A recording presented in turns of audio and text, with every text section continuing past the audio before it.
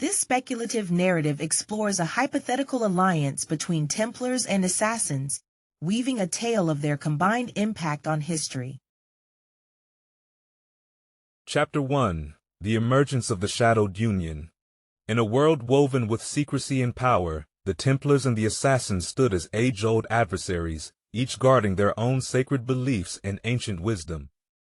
The Templars, known for their wealth, influence, and military might, sought to create a world governed by order and control. The Assassins, on the other hand, lived in the shadows, champions of free will, aiming to liberate humanity from the chains of oppression. The year was 1189, and the air was thick with the tension of the Third Crusade. The Holy Land was a chessboard for kings and sultans, knights and caliphs, each vying for control of Jerusalem. It was during this time of chaos that an unprecedented event unfolded, one that would alter the course of history.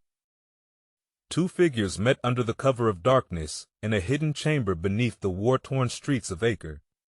One was cloaked in the white mantle of the Templar order, adorned with the red cross that struck fear and respect in the hearts of many.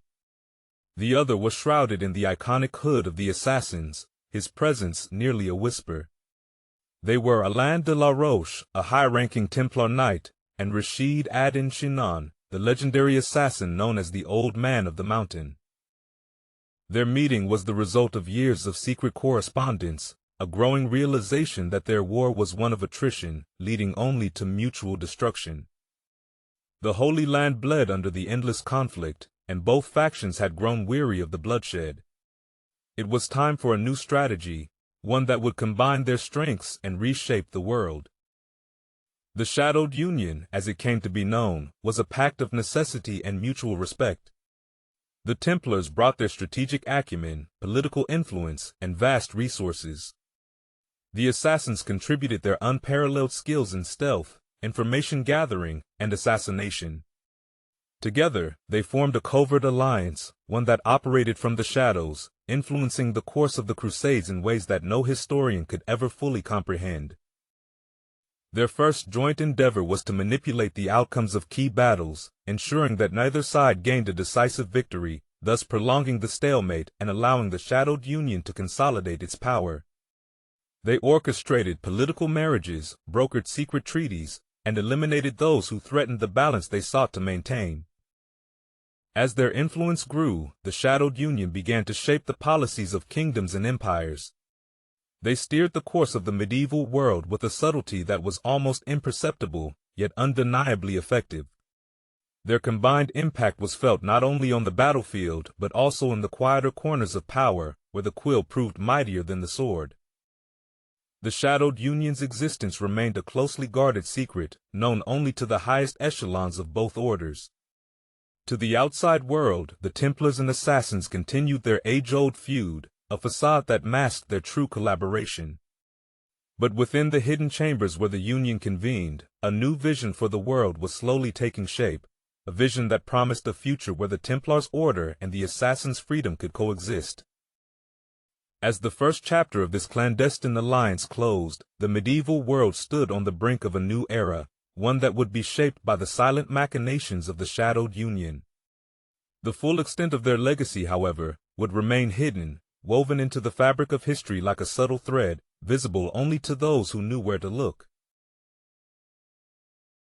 Chapter 2: The Nexus of Knowledge and Power. The Shadowed Union, having established its roots in the fertile ground of political intrigue and covert operations, began to expand its reach beyond the immediate turmoil of the Crusades.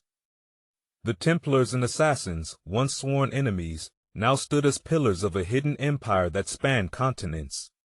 Their alliance had given birth to a new age of enlightenment, one where the pursuit of knowledge and the exercise of power were inextricably linked. In the years that followed, the Union delved into the ancient libraries of the East and the scholarly institutions of the West, seeking wisdom that had been scattered by the winds of war and ignorance. The Templars, with their connections to the Church in European monarchies, secured access to forbidden texts and relics, while the Assassins, with their extensive network of spies and informants, unearthed lost scrolls and artifacts from the ruins of antiquity. The Nexus of Knowledge and Power, as this endeavor came to be known, was the Union's most ambitious project. It was a grand library and a secret school, hidden within the fortress of Alain in the heart of the Assassin's domain. Here, the brightest minds of the age, both Templar and Assassin, came together to study and debate. They unraveled the mysteries of alchemy, astronomy, and philosophy, blending the esoteric teachings of the East with the empirical inquiries of the West. The Nexus became a crucible for innovation, where scholars developed advanced navigational tools that would later guide explorers to new worlds, and where physicians combined their understanding of herbs and surgery to advance the field of medicine. The knowledge cultivated within the walls of Alain was disseminated subtly through trade routes and scholarly exchanges, influencing the Renaissance that was beginning to dawn in Europe. But knowledge was not the only currency of the shadowed Union. Power, too, was a commodity they wielded with precision. The Union's agents infiltrated the courts of emperors and the councils of popes, guiding the decisions of the powerful with whispers and the occasional, necessary blade. They engineered the rise and fall of leaders, ensuring that those who ascended to thrones and pulpits were sympathetic to the Union's cause or, at the very least, manipulable. The Templars and Assassins, through the Nexus, also began to explore the metaphysical realm, seeking to understand the deeper truths of existence and the divine. They studied the legends of the Holy Grail, the Ark of the Covenant, and other relics, believing that these objects held the key to ultimate power and enlightenment. Their quest led them to the far corners of the known world, from the mist-shrouded Isles of Britain to the sun-baked sands of the Sahara. As the nexus of knowledge and power grew, so too did the legend of the Shadowed Union. Rumors of a secret society controlling the fate of nations spread through the taverns and marketplaces.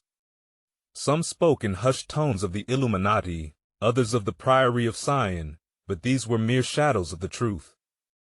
The Union's influence was pervasive, yet its hand remained invisible, moving pieces on the grand chessboard of history with a skill that defied detection.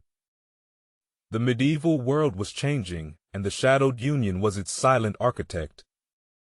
Kingdoms that once waged war now sought peace and prosperity, guided by the unseen hand of the Union. Science and art flourished, as did commerce and exploration. The world was expanding, and with it, the ambitions of the Templars and Assassins.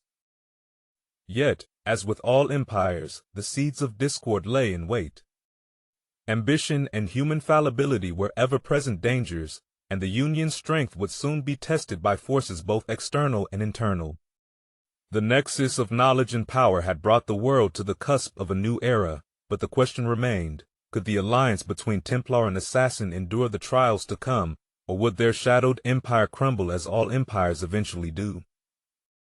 The next chapter would tell the tale of the Union's greatest challenge, and the world would watch, unknowingly, as the fate of the Shadowed Union hung in the balance. In the tapestry of time, threads of destiny intertwined to create patterns unforeseen by the loom of history.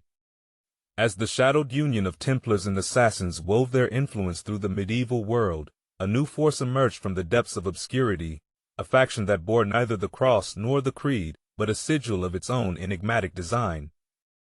This third entity, known only as the Order of the Ancients, was older than both factions, its roots buried deep in the annals of a forgotten age.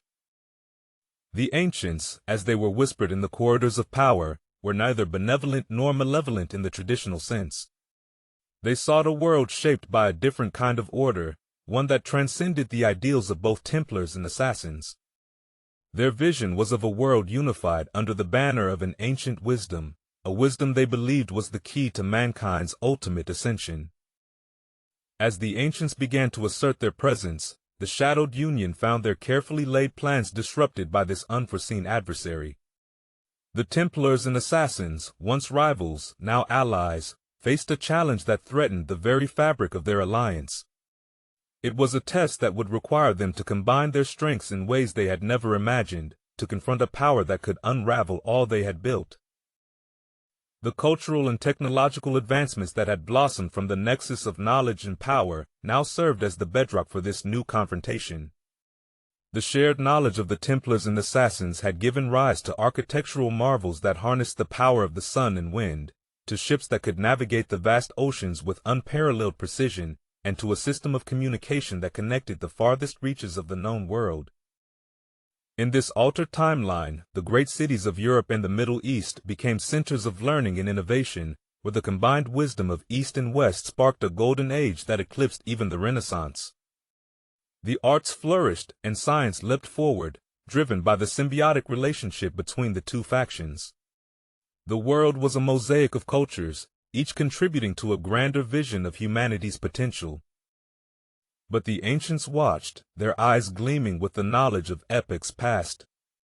They moved in silence, their influence felt but not seen, as they sought to bend the course of history to their will.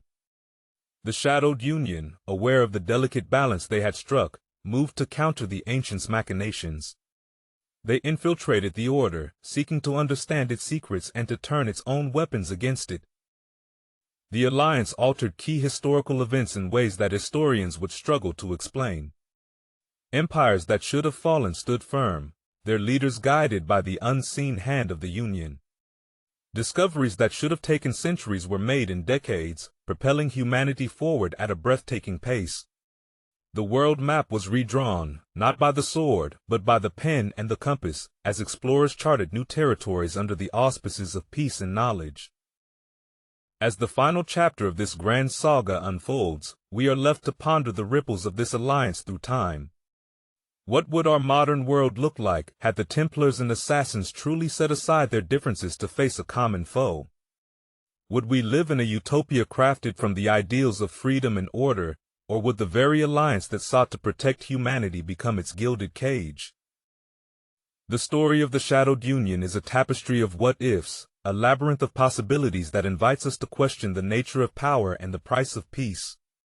It ignites our curiosity, asking us to imagine a world where the greatest of enemies can become the staunchest of allies, where the pursuit of knowledge can change the course of history, and where the shadow of a third force can redefine the destiny of mankind. As the echoes of this imagined past fade into the realm of legend, we are reminded that history is not merely a chronicle of what was, but a canvas for what could be.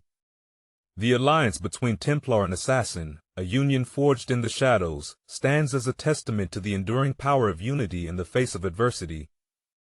And so, we are left to wonder, in the grand tapestry of our own world, which threads will we choose to weave?